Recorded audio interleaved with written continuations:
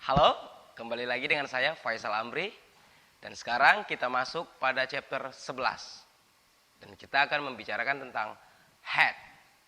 Tapi sebelum kita memulai, saya harus katakan kepada Anda, jika Anda telah memahami apa itu have dan has, maka untuk memahami had sangat-sangat mudah. Kenapa seperti itu? Karena have, has, dan had adalah sama. Yang membedakan have, has terhadap had hanya masa atau waktu kegiatan itu dilakukan. Have, has menyatakan kegiatan itu dilakukan pada masa hari ini, saat ini. Dan had menyatakan kegiatan itu dilakukan pada masa yang lampau. Oke, mari kita lihat. Oke, lihat. Saya akan perkenalkan bahwa had itu seperti apa di dalam bahasa Inggris. Oke, kita lihat. Have dan has merupakan kata kerja ataupun kata kerja bantu bentuk pertama, verb 1, menyatakan masa waktu hari ini, saat ini. Ya. Nah, yang akan kita pelajari bentuk lampaunya. Had menyatakan masa waktu tersebut adalah dulu, waktu itu, atau tadi. Ya. Had adalah bentuk kedua dari have dan has. Oke, dan ingat, had ya, yang kita pelajarin sekarang ini di chapter 11 ini adalah had yang pada kata kerja bentuk kedua, bukan pada kata kerja bentuk ketiga. Oke, jadi kedudukan had yang akan kita pelajari adalah had pada verb 2. Oke, nah lihat. Kedudukan had dalam bahasa Inggris sama halnya dengan have, has, ataupun do, does. Berfungsi sebagai kata kerja, murni kata kerja, ya, yang artinya mempunyai atau memiliki. Dan berfungsi sebagai auxiliary verb, kata kerja bantu, ya, yang artinya adalah telah jika bersama kata kerja bentuk ketiga, kata kerja bentuk past participle. Yang berikutnya dalam bentuk negatif, had ditambah not, had not, atau disingkat hadn't, artinya adalah tidak telah. Oke, dan dalam bentuk bertanya, interrogatif, had berposisi sebelum subjeknya. Dan had berartikan telahkah. Anda paham? Sama dengan have dan has pada chapter sebelumnya. Hanya masa waktunya saja adalah lampau. Oke? Kita mulai. Yang pertama adalah had sebagai kata kerja bentuk kedua, verb 2. Yang menyatakan lampau, artinya adalah had mempunyai. Ingat, di sini had artinya mempunyai atau memiliki. Merupakan kata kerja, murni kata kerja. Ya, kita lihat, saya telah membuat contohnya. Lihat. He had a pen. Dia laki-laki mempunyai sebuah pena. Dulu, tadi, atau waktu itu. Jadi kalau misalnya buat yesterday, ada keterangannya yang pasti. Dia mempunyai sebuah pena kemarin. Oke, dalam bentuk negatif,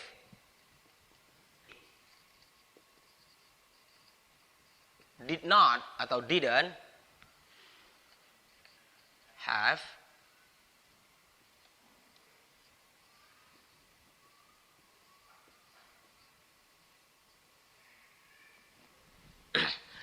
he didn't have a pen yesterday.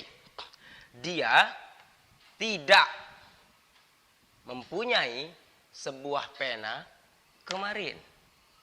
Lihat, did digunakan sebagai kata kerja bantu. Maka kata kerja yang pada kalimat positif adalah langsung kata kerja bentuk kedua,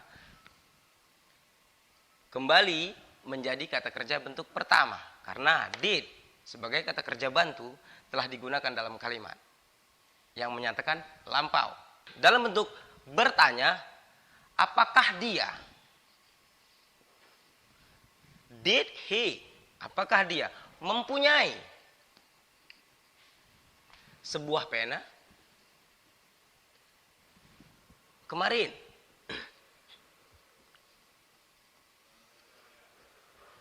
Nah, lihat di sini had, have, ya, berfungsi sebagai kata kerja, murni kata kerja. Artinya mempunyai. Oke, setelah have, setelah had, have, has, dan had, jika artinya mempunyai, tentu setelah had pasti benda. Oke? Nah, sekarang kita lihat had berfungsi sebagai auxiliary verb, kata kerja bantu. Oke? Mari kita lihat ya. Nah, sekarang kita lihat had berfungsi sebagai kata kerja bantu, auxiliary verb. Kita lihat contoh yang pertama. Lihat. Had sebagai auxiliary verb, kata kerja bantu, memberi arti atau berartikan telah jika bersama atau melekat pada kata kerja bentuk ketiga. Lihat. He had written the letter. Dia telah menulis surat itu.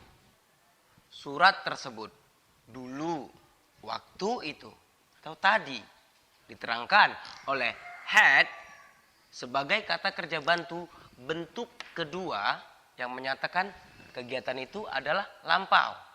Ya, telah lewat. Oke? Itu dalam bentuk kalimat positif tentunya.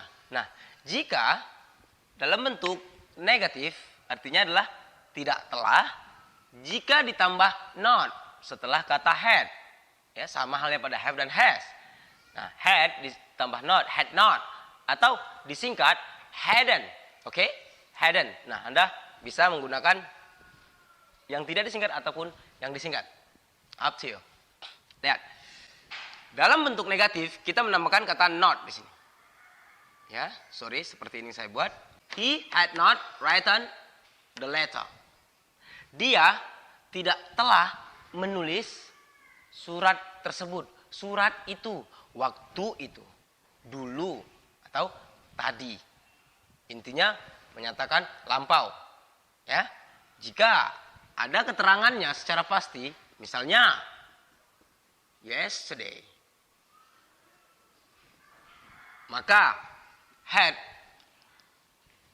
memberi arti mengikuti dari keterangan yang diutarakan, ya. Dalam bentuk bertanya memberi arti telahkah. Had he written the letter? Telahkah dia menulis surat tersebut waktu itu? Ingat, had digunakan oleh seluruh subjek tanpa terkecuali, ya. Tadi saya belum mengatakannya kepada Anda. Oke, di sini contoh yang kedua saya menggunakan had sebagai pelakunya, subjeknya. Oke.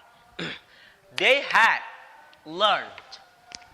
Kata kerja bentuk ketiga, kata kerja bentuk ketiga. Lihat.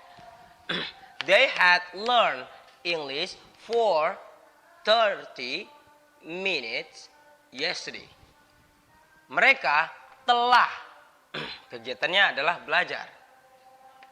Mereka telah belajar bahasa Inggris selama 30 menit kemarin. Dalam bentuk negatif sama, tambahkan kata not setelah kata had. They had not atau hadn't learned English for 30 minutes yesterday. Mereka tidak telah belajar bahasa Inggris selama 30 menit kemarin. Maksudnya adalah mereka belum melakukan kegiatan belajar bahasa Inggris selama 30 menit kemarin. Oke? Lihat, dalam bentuk bertanya, had they learned English for 30 minutes yesterday? Telahkah mereka belajar bahasa Inggris selama 30 menit kemarin? Jika bertanya tentu ada jawaban, ya. Yang pertama sekali adalah yes atau no.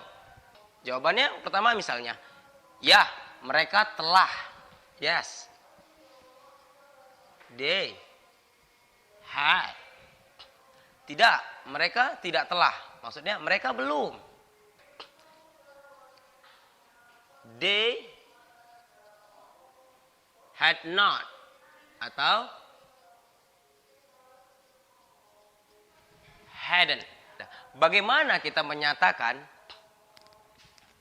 misalnya, saya telah mempunyai 2 mobil waktu itu, misalnya ya, waktu itu.